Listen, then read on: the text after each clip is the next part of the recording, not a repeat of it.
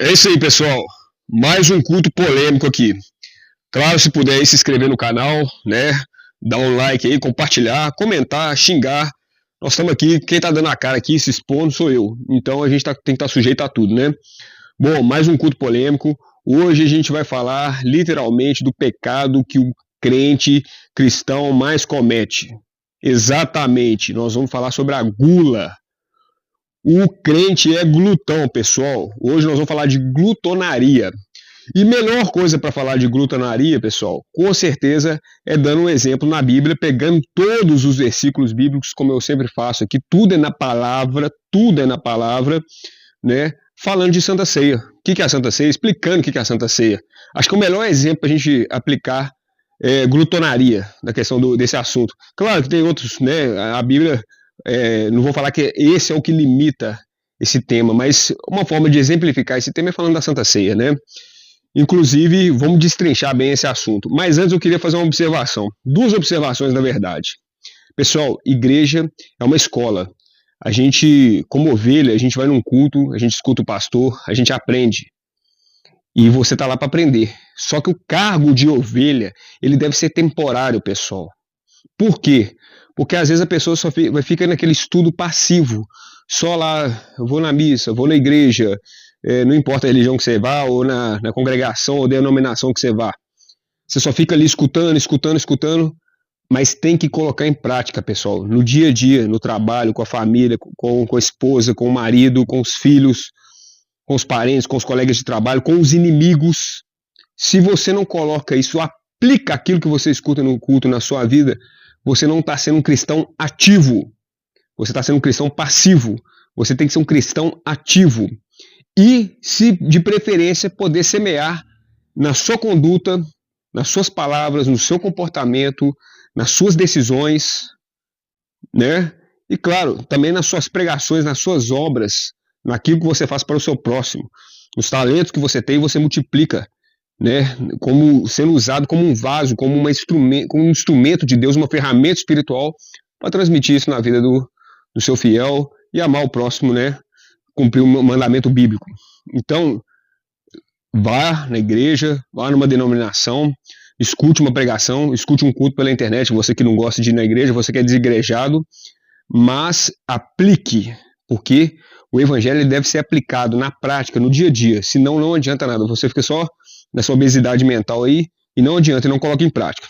E o segundo recado que eu vou dar aqui é o seguinte, pessoal, a melhor coisa do mundo é ser livre, Eu estudei teologia de forma imparcial, sem estar preso a alguma denominação religiosa. Infelizmente, igrejas, denominações religiosas vão te aplicar o estudo da teologia já viciado na cultura daquela igreja, já viciado ou parcialmente focado naquilo que a igreja acredita, e não a verdadeira teologia, não a teologia pura e simples de Jesus, com a hermenêutica básica, principal, que Jesus está no centro da Bíblia, e aí a partir do momento que a gente pega Jesus, a gente entende toda a Bíblia para trás, né?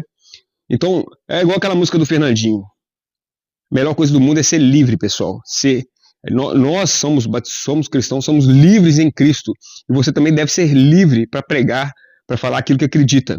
Então, é a música do Fernandinho mesmo, livres! Eu sou livre! Não canto muito bem não, mas estou me imitando o Fernandinho aqui. Mas é isso, pessoal. Você ser livre. Quantos pastores hoje estão com depressão? Quantos pastores hoje estão com problemas psicológicos porque fica guardando um evangelho que às vezes não acredita? Fica pregando um evangelho que às vezes não acredita. Porque recebe ordem do pastor, recebe ordem do líder da igreja, recebe ordem do dono da igreja, que tem o CNPJ. E aí ele não quer perder o cargo dele, ele não quer perder o status dele, ele não quer ficar no banco de castigo. Então, às vezes, ele prega uma teologia que ele mesmo não acredita. E aí fica passando isso para o povo, ele sabe que está errado, passa isso para o povo, mas não pode voltar atrás, não pode ter a humildade de reconhecer e voltar atrás. Então, pessoal, é uma situação realmente muito complicada, muito delicada, mas que nós estamos aqui para abrir os olhos e que esse vídeo seja uma oportunidade para esse pastor que está passando por isso, reveja as suas ações, suas atitudes, e encontre Cristo novamente, né? De uma forma verdadeira, simples, direta, livre, pessoal. Bom, dado esses dois recados é isso, pessoal. E claro, até para não, né, entrar em ambiguidade aqui. A ovelha temporária pelo seguinte, ela fica num tempo, né, ela aprende muita coisa do evangelho, ela estuda, ela vai na igreja, vai aprender, mas depois ela vai praticar. Ela vai praticar com obras, com caridade, com boas ações, com perdão, com mudança, com reforma íntima, né? Agora, não significa que ela tem que parar de estudar. Ah, porque ela virou pastor, porque ela agora está pregando, que ela tem que parar de estudar a Bíblia. Não, o estudo da teologia, o estudo da Bíblia, o estudo de Jesus, ele deve ser aprofundado, e ele tem que ser estudado. Se você é cristão, você deve estudar a Bíblia até o último dia da sua vida, você deve ler a Bíblia até o último dia da sua vida. Porque às vezes você lê pela primeira vez, mas pela 10ª vez você já entende de uma forma, pela 20ª vez você já entende de outra forma. Então o estudo da Bíblia é até o resto da vida.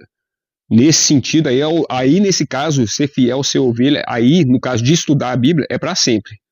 Mas no caso de começar a absorver o conhecimento e não praticar em obras, aí é uma questão temporária. Ela já tem que aprender e já tem que sair para praticar mesmo, ou virar um pastor, ou virar um cantor, ou pegar aquele talento que Deus lhe deu, né? Seja nas suas próprias ações no dia a dia, repassar esse amor de Cristo, multiplicar o evangelho, multiplicar a palavra de Deus. Missão apostólica, missão de Paulo, missão de Jesus.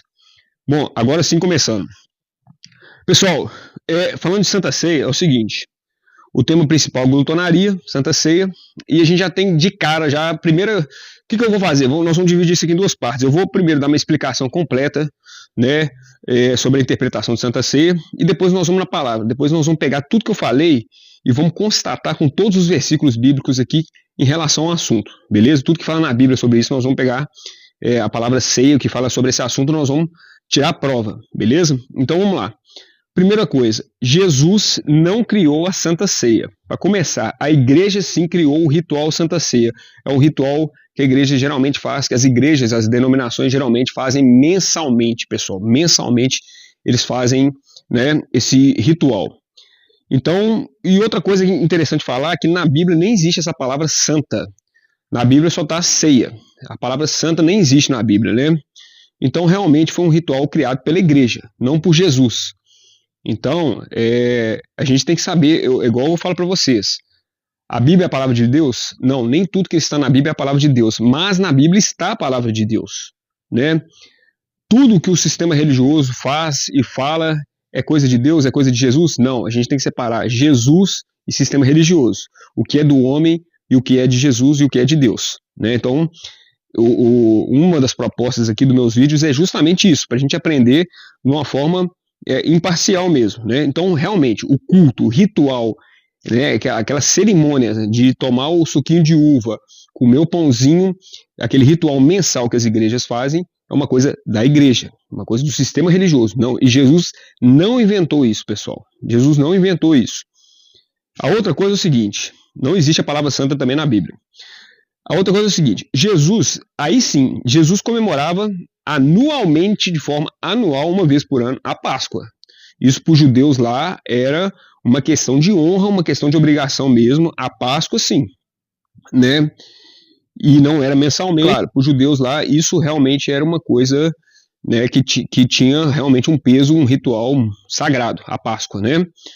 Bom, enfim, a verdadeira Santa Ceia, pessoal, como eu falei para vocês, não, a verdadeira Santa Ceia não é o suquinho de uva, o pedacinho de pão, aquela representação, não. A verdadeira Santa Ceia é realmente qualquer refeição, compartilha com os irmãos, compartilha com amor, compartilha com fraternidade, um banquete, uma alimentação entre amigos, falando de coisas boas, falando de Deus, com assuntos edificantes, com assuntos celestiais nessa reunião, com ajuda ao próximo, compartilha com amor, com fraternidade, com divisão da comida, com união e não separação. Esse é o sentido, pessoal. Esse é o verdadeiro sentido da Santa Ceia, da ceia verdadeira, né? Qualquer refeição com amor, com união, compartilha entre irmãos, com fraternidade e amor, né? Hoje, a gente sabe que na igreja isso é um evento mensal, é um ritual, é uma cerimônia. E eu queria falar algumas coisas aqui sobre ritual, que é o seguinte. Ritual é tudo que a igreja, a denominação ou o sistema religioso cria, ou pega aquilo que já existia e que Jesus veio tirar, porque Jesus é o seguinte, pessoal, Jesus veio tirar os dogmas, os rituais, ele veio para transformar nosso coração com amor. Então ele usava parábolas, ele usava alguns rituais, mas para exemplificar coisas do coração, coisas materiais para exemplificar coisas espirituais. É isso que tem que ficar claro. Então entendam, pessoal, rituais religiosos. Eu vou dar até alguns exemplos aqui, que são coisas, representações, formas de representar de forma material, mas aquilo que é espiritual. Se o espiritual não for transformado, o ritual não adianta de nada. Não adianta de nada. Então, vamos pegar aqui, e ritual qualquer um pode criar um, tá? Se eu quiser, por exemplo, aqui, ó, na nossa igreja aqui, porque isso aqui é uma igreja, tá? Eu estou falando com vocês aqui, nós estamos aqui, né, acompanhados aqui, estamos sendo igreja nesse momento. Igreja somos nós, né? Então, é isso. A partir do momento que nós estamos aqui e tal, eu posso criar um ritual que é próprio da igreja, é uma regra da igreja. A partir de hoje, no final do culto, todo mundo vai beber um copo de água ali. Esse copo vai representar a passagem bíblica da mulher samaritana, vai representar a água do poço, a água que sacia, esse copo vai representar Jesus, aquela água que mata a sede para sempre, a água que sacia o espírito e a alma, de forma que você nunca mais terá sede. Você pode vir aqui no final do culto, tomar um copinho d'água, você praticou um ritual. Agora, se você não sentir que Jesus realmente está saciando o seu coração, está saciando a sua vida, está governando a sua vida, se a sua vida não realmente, as suas ações, sua atitude, suas palavras, seu comportamento, suas decisões não tiver realmente sido entregues para Ele, você tomar esse copinho com água aqui não vai adiantar em nada. Então o ritual é isso, pessoal. E é da mesma forma, a gente tem o batismo, né? Eu passei pelas águas, eu sou nova criatura. Não, você só é nova criatura quando você lava o seu coração e a sua mente de coisas do pecado. Entendeu? Isso é o verdadeiro batismo. Isso é a verdadeira conversão. Isso é a verdadeira nova criatura. Quantas pessoas passaram pelo tanque de águas do batismo, foi lá, desceu nas águas, eu sou livre, eu sou nova criatura em Cristo, e depois desviou da igreja, você não vê a pessoa mais, já saiu da igreja, né, abandonou Jesus, abandonou a Bíblia, os estudos, o sistema religioso no geral, né, ficou revoltado, voltou para as drogas, voltou para o mundo. Quantas pessoas não foram batizadas e estão aí no mundo? O que adiantou o ritual? Se não existiu verdadeiramente a transformação no coração, a lavagem, a purificação, a limpeza da alma, do espírito, da mente, não adianta passar pelas águas, pela piscina, seja por imersão, seja por caldo, qualquer forma de batismo, entendeu? Que tem várias formas aí também, as denominações ficam discutindo qual foi a forma certa de entrar na água, não importa isso, pessoal. Como falei, são questões materiais para explicar o espiritual. Jesus falava entre parábolas por causa disso. Jesus falava entre parábolas ele dava exemplos de coisas da matéria, mas ele estava mostrando coisas do espírito. E muita gente até hoje, igreja, às vezes pastor, não entende isso, pessoal. Isso não é tão importante quanto a mudança espiritual. O foco é a mudança espiritual, pessoal. Entendeu? Então aqui, eu dei o exemplo do batismo, a Santa Ceia é a mesma coisa. Você vai lá, participa da Santa Ceia, você toma um suquinho de uva, você come um pãozinho. O que adianta se você realmente não sente o corpo e o sangue de Cristo ali nas suas veias, pessoal? Você tem que sentir o sangue ali, ó. Eu tenho o sangue de Cristo agora nas minhas veias. Eu tenho o corpo de Cristo dentro de mim. Eu sou instrumento de Cristo. Eu tenho Cristo dentro de mim. Eu pratico Cristo. As minhas ações, quando eu saio daqui, eu sou Cristo para o mundo. Eu sou Cristo para as pessoas. Eu sou Cristo nas minhas ações. Eu sou Cristo nas minhas palavras.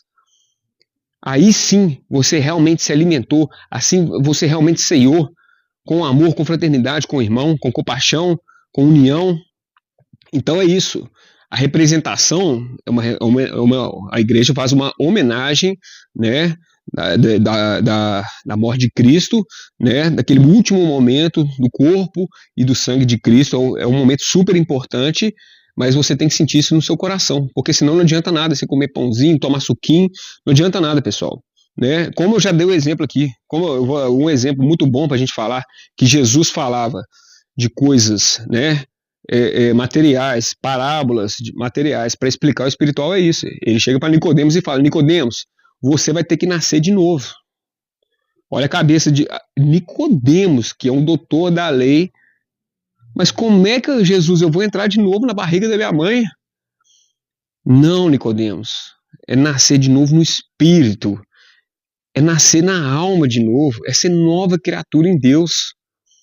Entendeu? Jesus dando coisas materiais, explicando coisas materiais do nascer de novo, mas para explicar o espiritual. E muita gente ainda entende o material.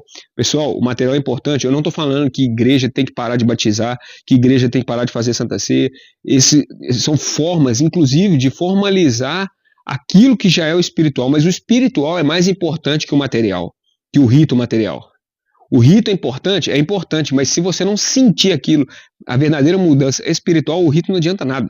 Essa que é a real, entendeu? Então, falando de ritos, é isso. Então, quando a gente vê essa questão de rituais, aí a gente já começa a ver a interferência da igreja. Infelizmente, de algumas denominações que começam com suas regrinhas internas. E aí começam a falar que não pode tomar ceia todo mundo. Pessoal, todos que estão ali dentro, até os que estão ali na rua, ali de fora, ali também, que quiserem tomar Santa Ceia, devem tomar a Santa Ceia, pessoal. Devem tomar o suquinho, devem colocar Jesus para dentro. Na verdade, talvez aqueles são os que mais precisam colocar Jesus e o sangue, o corpo e o sangue de Jesus para dentro do corpo. Entendeu? Então todos merecem tomar, todos merecem o corpo e o sangue de Jesus dentro ali das suas veias aqui, ó, entendeu? Inclusive os que mais pecam, é isso, inclusive os que mais pecam, inclusive os que mais precisam, né? Pessoal, a pessoa vai na denominação, na igreja, e o pastor não deixa a pessoa cear, não deixa a pessoa participar da Santa Ceia, não deixa a criança participar, não deixa o não batizado participar, não deixa o casal amaziado participar, entendeu? Dificulta o processo da pessoa ter o corpo e o sangue de Cristo dentro dele. Eu acho que o ritual de explicação, o culto, né, que de Santa Ceia, onde explica antes o que é a Santa Ceia, o que deve ser explicado é isso, é o sangue e o corpo de Jesus dentro de você, meu amigo. E não adianta você comer o pãozinho aqui e o suquinho de uva se você não transformar seu coração, você tem que sentir Jesus dentro de você. E às vezes você é pecador, às vezes você está desesperado, às vezes você que está desamparado, é nesse momento que você tem que ser acolhido como seu irmão ali, ó, vamos cear comigo, vem sentar na minha mesa. Imagina Jesus, pessoal, imagina Jesus lá na Santa Ceia, falando assim, não, ô Judas, você não batizou não, ô Pedro, você tá amaziado ali com a sua esposa aí, tá errado. Imagina Jesus separando. Pessoal, vocês imaginam Jesus fazendo isso? Ou Jesus agregando, venham todos comer comigo, venham os pobres, venha a viúva, venha o mendigo, venha o aleijado, venha o leproso, venham todos sentar na minha mesa. Não está mais a cara de Jesus? É só questão de lógica, é só questão de pensar, pessoal, né? Então é isso. E também é justamente o que a Bíblia fala, porque a Bíblia, pessoal, quando fala de tomar ceia indignamente, não é indignamente porque, eu tenho pecado, eu sou indigno, não é indigno porque minhas reflexões, minhas atitudes com o mundo, eu sou uma pessoa que sou falha, não mereço tomar ceia, indignamente em relação ao seu irmão. A Bíblia é bem clara, é tomar ceia indignamente em relação ao seu irmão. Eu tomo a ceia aqui, mas eu deixo para o meu irmão comer também. Eu compartilho com amor com o meu irmão aqui. Eu aceito o meu irmão também estar nessa mesa comigo. Eu não discrimino meu irmão pelo fato dele não ser batizado ou por ele não estar vindo na igreja. Se ele veio aqui hoje e quer ceiar e ele precisa do corpo e do sangue de Cristo, que ele esteja comigo. Então, alguns mitos que a gente deve derrubar aqui, que não é parte da Bíblia, não é parte de Deus, não é parte de Jesus, é parte do sistema religioso. Se você tomar a ceia indignamente, ou despreparado, ou com pecado, você vai ser amaldiçoado. Você não vai para o reino do céu. E aí começa esse separatismo religioso, né? Essas maldições. Não, pessoal, muito pelo contrário. Você vai tomar a ceia, e se você realmente sentir no seu coração o corpo e o sangue de Jesus ali, você vai ser nova criatura. Você vai ser uma pessoa muito mais abençoada. Você vai sair de lá muito mais leve e com muito mais compaixão e amor pelos seus irmãos que te acolheram ali. Essa que é a verdade. A outra coisa que a gente tem que falar é o seguinte. Essa separação ela acontece muito... Vamos pegar as questões que geram essa separação na Santa Ceia, né? Porque Jesus não pregava separação, pessoal. Jesus uniu gentios com judeus. Ele pregava a união dos povos, né? Então, primeira coisa que a gente vê, tem igreja que é só membro. Não, você não é membro da igreja, você não tem carteirinha da igreja, você não tem o número da igreja, você não passou pelo batismo e o curso aqui da igreja, então você não pode tomar. Já começou a separação. Outros, não, você só pode tomar a Santa Ceia se você for batizado. Né? Aí a gente lembra da história de novo, né, do bandido da cruz, que foi pro reino do céu sem ser batizado, sem nada. Né? Arrependeu ali no último segundo ali ao lado de Jesus. Então não, você tem que ser batizado. Imagina Jesus, não, olha, você foi lá em João Batista, ou Jesus falando com a pessoa, você foi lá em João Batista te deu um caldo lá, você foi batizado? Você renovou o coração do Espírito Santo? Então beleza, agora vem cear comigo. Não passou por João Batista não? Então dá licença aqui da minha mesa. Pessoal, você imagina Jesus falando isso? Pelo amor de Deus, né? Tem igreja que é só adulto, criança a criança não é filho de Deus não, a criança é só uma criança ainda não é formado um ser humano ali, então discrimina a criança, deixa a criança participar não. É brincadeira, pessoal. Casal amaziado. Pessoal, casal amaziado, eu vou fazer um vídeo só para casal amaziado, tá? Porque, infelizmente, às vezes casal amaziado na igreja, casal de namorados que se amam, que tem um compromisso de casar, é tratado igual leproso na igreja. É tratado como se fosse a mulher é tratada como se fosse uma prostituta. O cara é tratado como se fosse um pervertido sexual. Entendeu? Distorcem tudo. Fornicação, pessoal, não é sexo sem casamento. Fornicação é sexo sem compromisso, sem amor. Então, eu vou fazer um vídeo especial só para isso aqui, tá? É outra discriminação que é muito feita, né? Agora é engraçado, né? Esse questionamento sempre vem, né? Não pode tomar ceia, é casal amaziado, não pode batizar, mas na hora de... Aqui, ó, tem que pagar o dízimo. Aí tem, né? Eu fiz um vídeo aí sobre o dízimo, se vocês puderem assistir o primeiro vídeo polêmico, 60 versículos falando sobre o dízimo, eu refutando cada um, que nos dias atuais, na nova aliança de Jesus, dízimo não tem nada a ver com Jesus, né? Dízimo para os judeus, na época de dos levitas lá. Então, é engraçado porque aí não tem discriminação não tem separação não, né? Deveria ser indigno, então, o dízimo, a oferta de uma pessoa que não é batizada, que não é membro da igreja. Então, você não é membro da igreja, também não posso aceitar também a sua oferta aqui para ajuda da igreja, não. Né? É estranho isso, né? Chega a ser uma hipocrisia. E eu vou falar em hipocrisia, pessoal. O maior inimigo de Jesus não foi o diabo. O maior inimigo de Jesus foi o sistema religioso e Roma. Foi a política e o sistema religioso. Política e o sistema religioso corrompido foram os maiores inimigos de Jesus. Foram os que levaram Jesus para a cruz.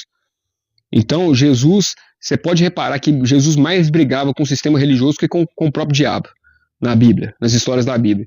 E nós, como seguidores de Jesus, se tiver igreja que está roubando, que pastor está pegando dinheiro, que está explorando fiel, que está fazendo coisa errada, nós temos a obrigação de fazer igual Jesus, de chegar no templo, pegar um chicote, jogar tudo pro alto. É comércio na casa do pai, é comércio para pregar, é comércio para show, gospel de evento. Temos que falar mesmo.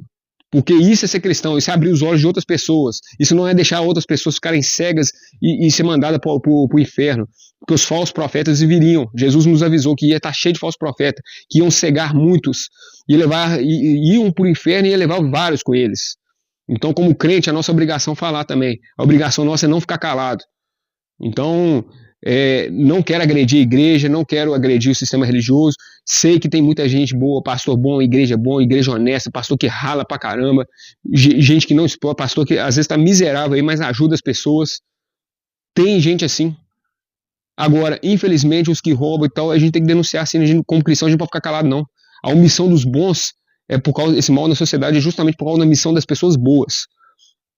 É a nossa obrigação fazer o bem, praticar as obras de amor, praticar as caridades e denunciar aquilo que está errado, sim. Ir contra o sistema religioso, pegar o chicote e jogar tudo pro alto, como Jesus fez também. Bom, vamos me irritar aqui não. Voltamos aqui para a paz, né? E é isso, pessoal, é separatismo. E esse separatismo, né? Na época de Paulo, a base da Santa Ceia na Bíblia, a gente vê que Paulo estava criticando a conduta dos irmãozinhos de Corinto, principalmente, em relação à ceia. Os mais ricos chegavam primeiro, se fartavam, comiam tudo, logo chegava a vez dos mais pobres, os pobres ficaram para trás lá e não comiam nada. Assistia toda a pregação lá e voltava para casa morrendo de fome. E era isso que Paulo critica. Esse é o contexto da Bíblia. O indignamente desse conceito não é o que a Igreja Católica prega e não é o que as igrejas falam que você não tem pecado, você não pode participar. Pessoal, então ninguém poderia participar, porque todo mundo tem pecado. Paulo está fazendo uma crítica, é um versículo na Bíblia que Paulo está criticando que estavam fazendo a Santa Ceia, estavam fazendo a ceia de forma errada. Né? E aí esse separatismo, essa exclusão dos mais pobres, dos que chegam primeiro, gerava discórdia, gerava preconceito. Hoje na igreja a gente vê essa discórdia, a gente vê esse preconceito. Por quê? Porque criança não pode, casal amaziado não pode, não é membro da igreja não pode, batizado não é batizado não pode. Isso é separatismo, isso gera discordância, isso gera revolta, isso gera preconceito. E a igreja deveria acolher, pessoal. A igreja deveria unir, a igreja deveria ser mais Jesus e partilhar com amor. É isso que Cristo nos ensinou, e não separação. A pior coisa é a pessoa que está na igreja e que se acha superior. Agora eu sou evangelho, eu saí do mundo, eu sou outro patamar.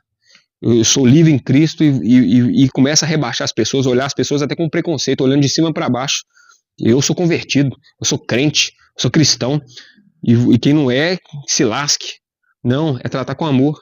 Quem não é, trata com amor, é acolher. Quem sabe você planta uma sementinha no coração de uma pessoa dessa e transforma ela, converte ela também. Agora vai converter como? Tratando com diferença, se achando superior. Pior coisa que tem é esse tipo de crente. Afaste desse tipo de crente, você que conhece. Então é isso, Paulo criticava justamente isso, esse preconceito, essa separação. A ceia, pessoal, era um jantar comunitário. Eu coloco aqui de novo, comunitário, com amor, era o banquete do amor, era chamado inclusive de festa ágape, entendeu? Era chamado de festa ágape.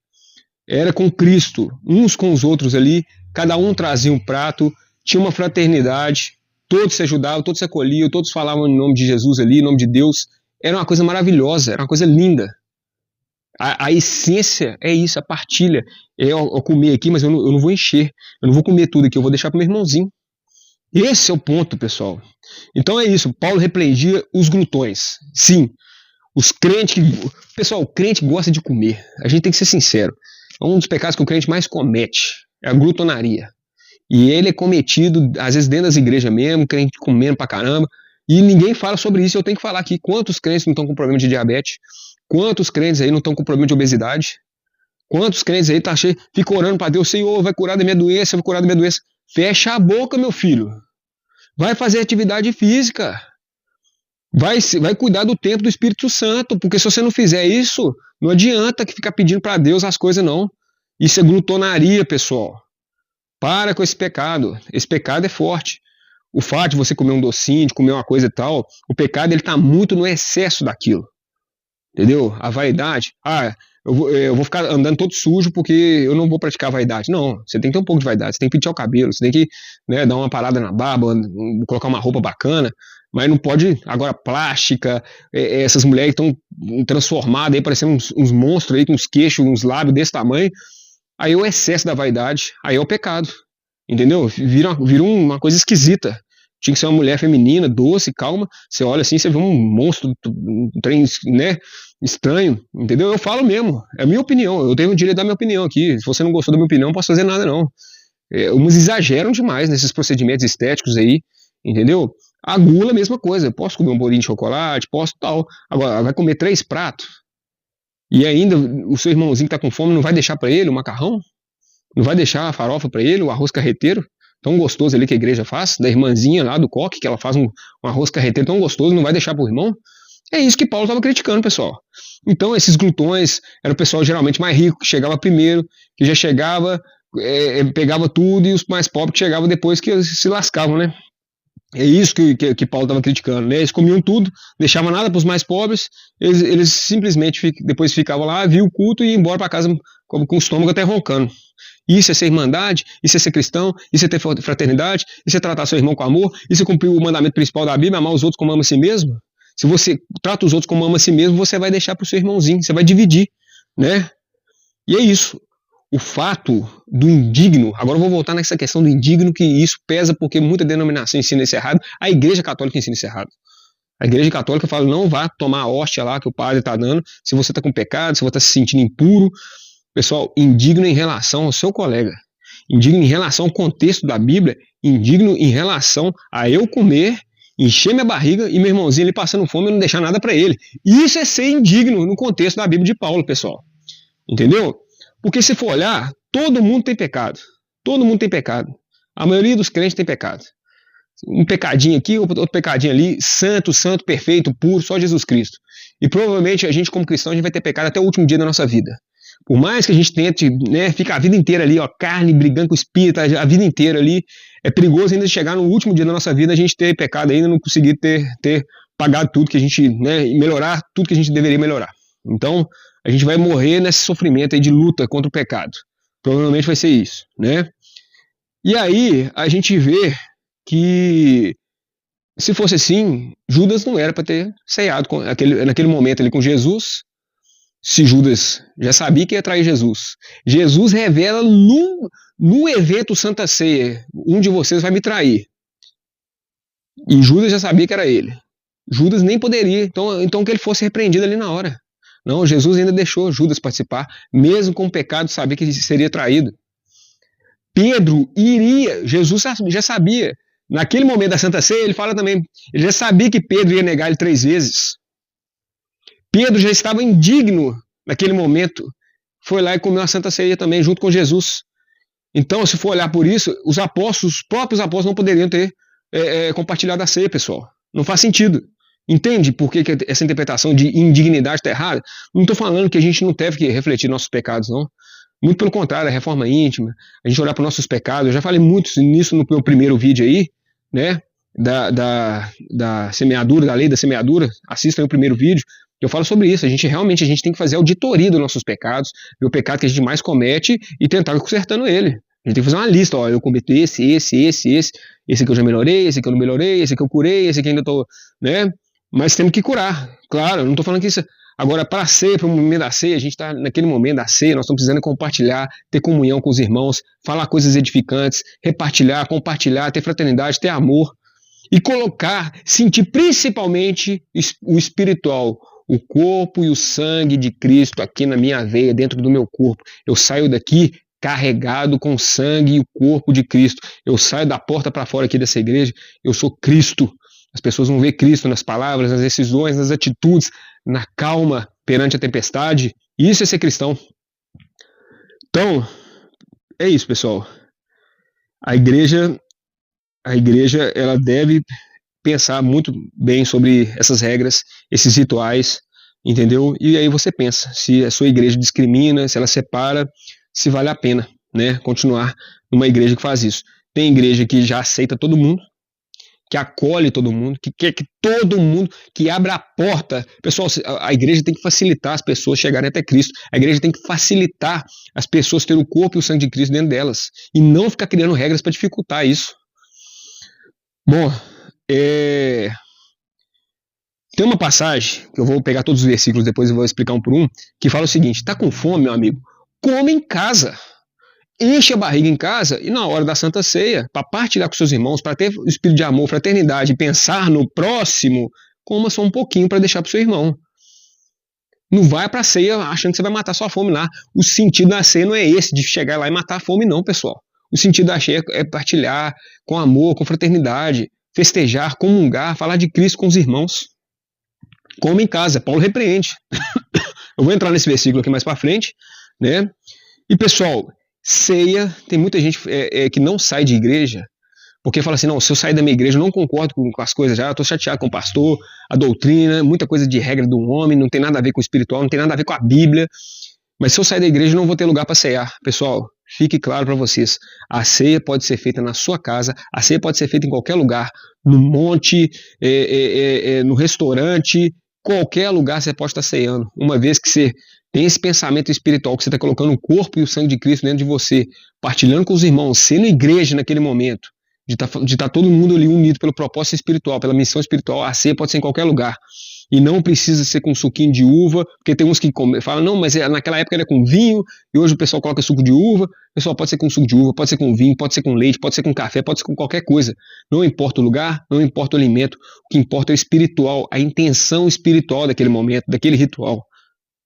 Parem de focar, vocês estão focando para o material de novo. Para de focar no material e olha para o espiritual. Entendeu? Não precisa ser dentro da igreja, pode ser em qualquer lugar, e é isso. Não se preocupem com isso. Você tem alguns irmãos ali que gostam de estudar a palavra, são 5 pessoas só. Uniu na casa de fulano, cada um traz um pouquinho, vai depois do culto, depois de ministrar a palavra, vocês agora vão fazer um lanche. Esse lanche é a Santa Ceia. Esse lanche é a comunhão com amor, com fraternidade, com amor, falando de Cristo, falando de coisas edificantes, orando para Deus, pedindo para Deus abençoar os alimentos, sentindo o corpo, de novo, sentindo o corpo e o sangue de Jesus nas suas veias ali, naquele momento de compartilhar o amor, né? Isso é a verdadeira Santa Ceia. Então, é isso, pessoal. Na Bíblia, esse indignamente é um versículo que critica os irmãos de Corinto. Paulo está criticando os irmãos de Corinto. E Paulo ainda fala, eu ainda vou conversar com vocês pessoalmente, vou explicar isso pessoalmente, porque vocês não estão entendendo. Isso chegou no ouvido de Paulo, que os irmãos estavam fazendo uma bagunça na hora da ceia lá, e Paulo viu que estava errado, e esse versículo é uma crítica de Paulo em relação a esse momento que deveria ser sagrado, que estava sendo bagunçado. A Bíblia nos mostra que o próprio Paulo ficou chateado, e a gente tem que fazer o que Paulo nos ensina, compartilhar com fraternidade, deixar o alimento para o irmão, não desprezar o pobre, não separar, é acolher, é juntar, é facilitar o corpo e o sangue de Cristo dentro de você, né? Então é isso, e tem muitos pastores, inclusive, que falam, não, mas aqui vocês podem cear, não tem problema, todo mundo pode cear, mas a gente prefere que seja membro da igreja, a gente prefere que esteja frequentando os cultos, a gente prefere que seja uma pessoa que esteja aqui na igreja, né, porque ela está vivendo isso. Você pode viver Cristo na sua casa, orando todo dia, ajoelhado, lendo a Bíblia, assistindo cultos pela TV. Da mesma forma, pessoal. Você não tem essa obrigação de comungar, de estar lá dentro do templo religioso. Não coloquem, pastores, eu falo com vocês, não coloquem regras para dificultar o processo da pessoa chegar até Deus. Porque às vezes a pessoa converte, a pessoa está na igreja, a pessoa está ali, ela converteu, ela saiu do mundo, ela está cheia de energia, está cheia de empolgação pela palavra, pelo novo. Não, mas para participar do louvor ali, você tem que passar por um teste que é muito complicado, e você tem que ficar 3 meses tentando, e aí dificulta, não deixa a pessoa cantar. É claro que a igreja precisa de obras, pastores, pregação, culto de louvor, tem que ter qualidade. Mas a vontade, ela deve ser maior do que a qualidade. Eu falo para vocês aqui, a canção mais bonita que eu já escutei, eu fui uma vez fazer uma ministração aí com uma turma, e a mulher cantou tudo desafinado. Mas foi o canto mais bonito que eu já vi na minha vida, porque ela cantou desafinado, mas veio do coração dela, veio do âmago dela, do íntimo dela, foi com amor. E a gente sentiu, por mais que esteja desafinado, a gente sentiu que a verdadeira, ela chorou, ela transmitiu aquele sentimento, a gente sentiu Jesus ali naquele momento. Então, fica muito preocupado com a qualidade, com as roupas, com a estética, e esquece do principal, que é o amor de Cristo nessas horas, né? Então é isso, pessoal. Facilita esse processo da Santa Ceia, e agora sim, tudo que eu falei, nós vamos pegar os versículos e vamos tirar a prova de tudo que eu falei, para ver se eu não estava falando errado. Beleza? Vamos embora.